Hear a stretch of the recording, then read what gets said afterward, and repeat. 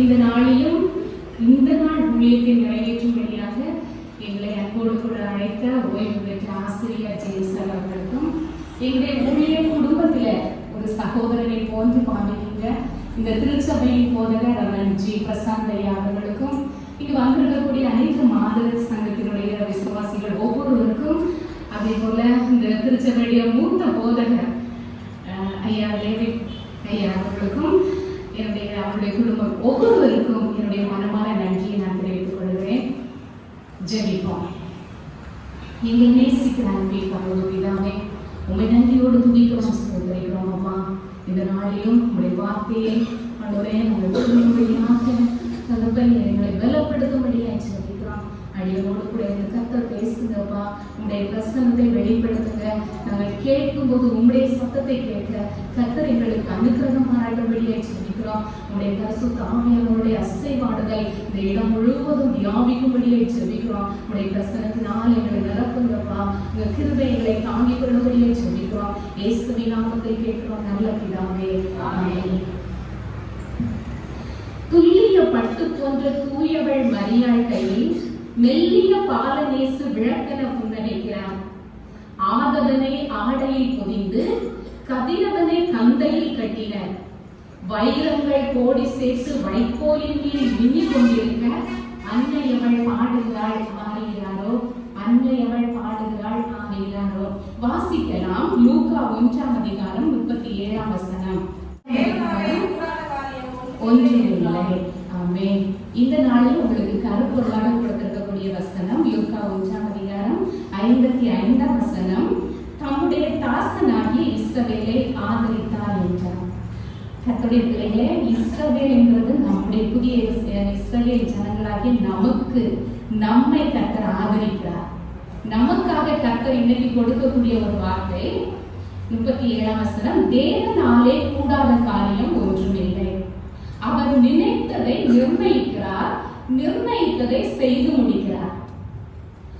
கர்த்தருடைய பிள்ளைகளை, இந்த நாளில நீங்க கிறிஸ்துமஸை முன்னிட்டு நாம இருக்கிறதுனால மரியாதை குறித்ததான ஒரு சில காரியங்களை நாம தியானிக்கலாம்னு நினைக்கிறேன்.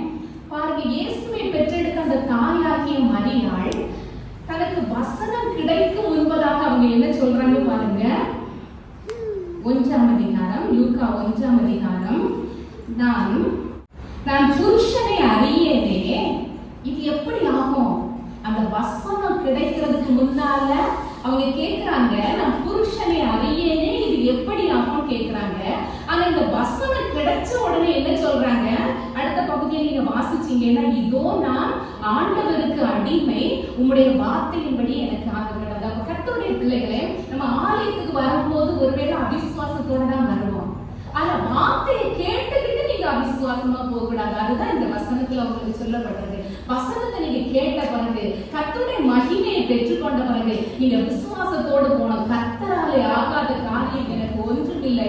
ஏன்னா இயேசுதான் வார்த்தை தான் இயேசுவானவர். இந்த வார்த்தையுடைய வல்லமை நீங்க குறிச்சு பாத்தீங்கன்னா எல்லாமே வார்த்தையில உண்டானது.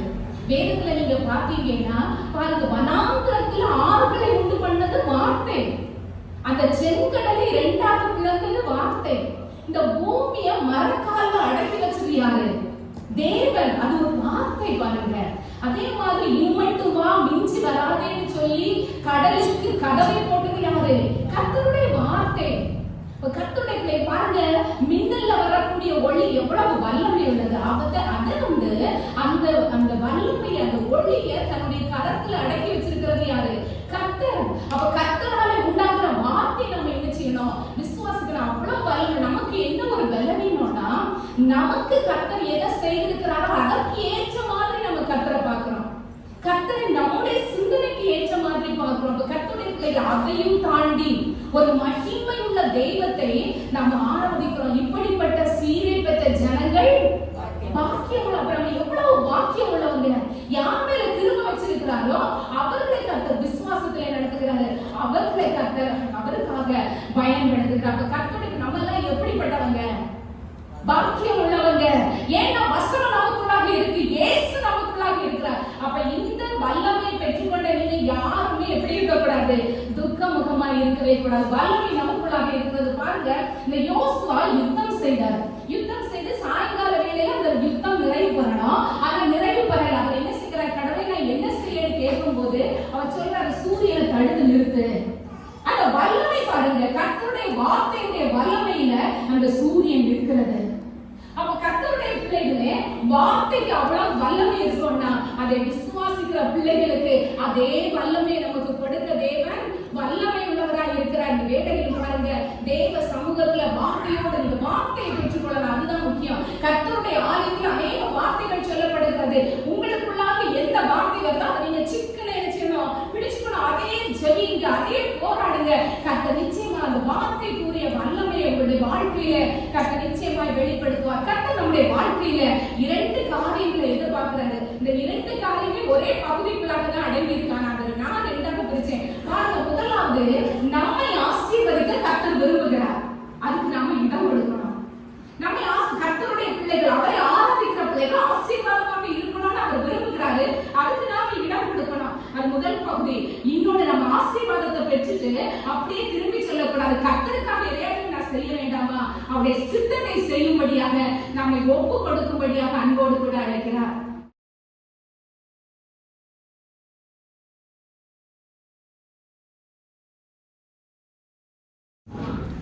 ஆண்டவரால் ஆகாத காரியம் ஒன்றுமில்லை. இந்த விஷயம் நீங்கள் எதிர்பார்த்து பிரார்த்தனை பண்ணிட்டு இருக்கீங்களோ, எது முடியாதுன்னு சொல்றீங்களோ, இது ரொம்ப கஷ்டமா இருக்குன்னு சொல்றீங்களோ, அது ஆண்டவருக்கு லேசான காரியம். ஆண்டவரால் கண்ணீர் வடிக்கும் பொழுது தூக்கி எறியப்படுகிற மனம் கசந்து போகிற அனுபவங்களை எல்லாம், என் கசப்பை மாற்ற, என் வேதனையை மாற்ற, என் கண்ணீரை மாற்ற எனக்கு ஒரு இரட்சகர் உண்டு. ஆமென். நிறைய சொல்லுங்க, எனக்கு யாருமே இல்லை, என்னை அறிய யாருமே இல்லை, ஆனா அறியணும், எனக்கு ஒரு இரட்சகர் இருக்கிறார். அவர் எப்படி இருக்கிறார்? அவருக்கு ஒரு பெயரிடுங்கள்.